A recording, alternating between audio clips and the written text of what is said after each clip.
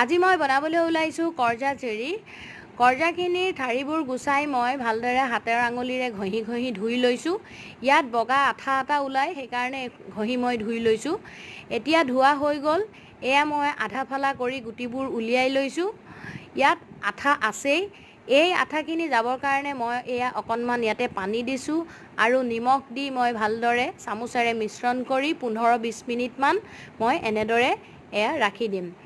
ইয়াৰ পিছতে মই এখন গেছত পেন লৈছোঁ, তাতে অকণমান চেনি দিছোঁ। চেনি মই অকণমান দিছোঁ, যিখিনি দৰকাৰ সিমানখিনিয়ে দিছোঁ, কিয়নো এনেই ৱেষ্ট নকৰোঁ চেনি, আৰু মই পিছত এইখিনি একো কামত নলগাওঁ, সেইকাৰণে।